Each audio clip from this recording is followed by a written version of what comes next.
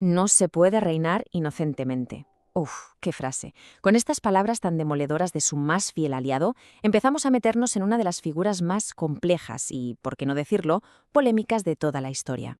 Porque al final todo se reduce a esa pregunta, ¿no? La que sigue ahí flotando 2 siglos después. Maximilien Robespierre, el tipo que fue la cara de la Revolución Francesa en su momento más bestia, ¿era un visionario, un adelantado a su tiempo, o fue, simple y llanamente, el primer gran arquitecto del terrorismo de Estado? Pues venga, vamos a sumergirnos de lleno en la increíble paradoja de Robespierre, al que llamaban el incorruptible. Y ojo con el apodo, porque ya nos da una pista tremenda sobre esa rigidez moral que fue, a la vez, su mayor fortaleza y, bueno, su perdición. Para intentar entender algo, este va a ser nuestro camino. Primero, exploraremos esa paradoja del incorruptible. Después veremos qué era eso de la República de la Virtud, el ideal que quería construir, y cómo ese sueño se convirtió en el terror. Luego asistiremos a su caída, que fue de película, y al final intentaremos sacar alguna conclusión sobre su legado. Pues empezamos por el principio, por el hombre que para muchos, y para él mismo, era el alma de la revolución en su estado más puro y más radical. A ver, para que nos situemos, Robespierre era el líder de los jacobinos, que eran como el ala dura de los revolucionarios, los más radicales. Y su gobierno, desde el famoso Comité de Salvación Pública, es fascinante porque es una contradicción andante. Por un lado, representa los mayores avances democráticos de la época, pero por el otro, es la etapa más sangrienta con diferencia. Pero antes de la sangre, antes del terror, hubo un sueño. Y un sueño muy ambicioso, ¿eh? Robespierre no quería solo cambiar las leyes. ¿Qué va? Él quería transformar a la gente, crear de cero una sociedad nueva, una sociedad pura, basada en la virtud. Y en esto hay que reconocer que era un visionario. Defendió el sufragio universal masculino, en una época en la que eso era impensable. Se pegó para que no hubiera ciudadanos de primera, los activos, que tenían dinero y votaban, y la segunda, los pasivos. Ahora, eso sí, para proteger estos ideales tan puros, creía que era absolutamente necesario centralizar todo el poder. Y aquí empiezan los problemas. Si miramos la economía, su prioridad total era la gente de la calle, los famosos sans-culottes. Impulsó la ley del máximo general, que básicamente controlaba los precios de los alimentos para que la gente no se muriera de hambre, algo totalmente revolucionario. Y no se quedó ahí, le quitaba las tierras a los enemigos de la revolución para dárselas a los pobres. Y ojo, pena de muerte para quien especulara con la comida.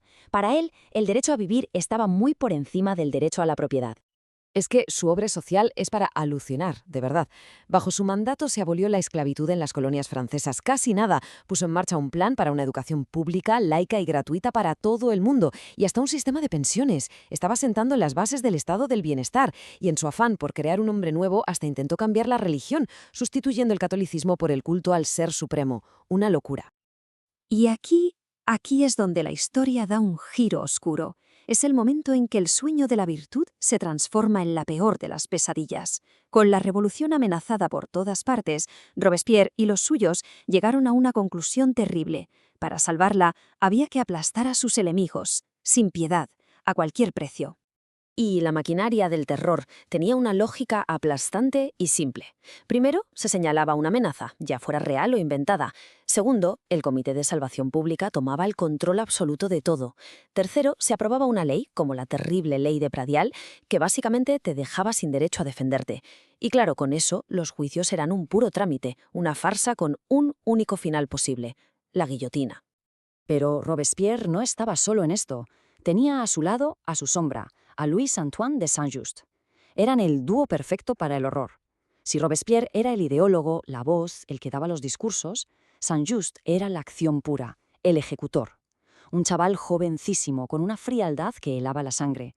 Lo llamaban el ángel de la muerte. Con eso está todo dicho. Escuchad esta frase de Saint-Just, porque es que lo retrata a la perfección.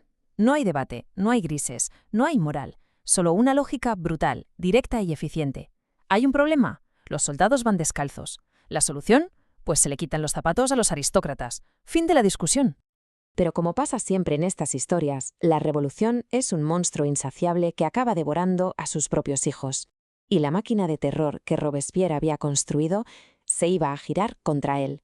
Entramos en el acto final, la caída del arquitecto. Todo se fue al traste en 48 horas frenéticas. El principio del fin fue su último discurso.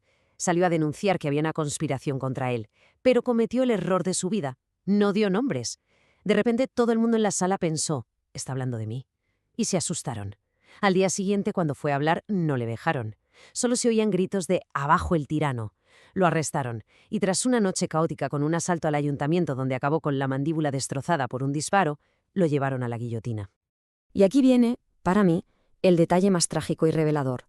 Robespierre, el hombre del pueblo, esperaba que la gente de París, los sansculottes, salieran a la calle a defenderle. Pero nadie se movió. La gente estaba harta del miedo, de la sangre, del hambre. Lo habían abandonado a su suerte. Su final fue de una crueldad terrible. Allí, en el cadalso, con la mandíbula rota, el verdugo le arrancó de un tirón el vendaje que la sujetaba para que la cuchilla pudiera hacer su trabajo. Cuentan que el grito de dolor que soltó se oyó en toda la plaza, un grito que solo la guillotina pudo silenciar. Su muerte fue el fin del terror. Pero fue el principio de un debate que, como decíamos, sigue muy vivo. ¿Con qué nos quedamos? ¿Qué hacemos con una figura como esta? Porque su legado es, literalmente, una moneda con dos caras. Por un lado, tienes al fundador de la democracia social, a un pionero de los derechos humanos, al defensor de los pobres, y por el otro lado tienes al inventor del terrorismo de Estado moderno, al modelo de todos los dictadores que vinieron después, al tipo que mandó a la muerte a miles de personas sin un juicio justo. Lo que es innegable es que su muerte tuvo consecuencias inmediatas y enormes. Se paró la guillotina y se abrieron las cárceles. Pero la inestabilidad que dejó, ese vacío de poder, lo iba a llenar muy pronto un joven y ambicioso general que venía pisando fuerte, un tal Napoleón Bonaparte. Y así cerramos este análisis volviendo a la pregunta del principio, una pregunta que va más allá de Robespierre y que nos sigue golpeando hoy. ¿Cómo es posible que la búsqueda de la sociedad perfecta, el idealismo más puro, pueda acabar generando la tiranía más sangrienta y la más absoluta de las crueldades? Quizá la respuesta, si es que existe, sigue escondida en la terrible paradoja de El Incorruptible.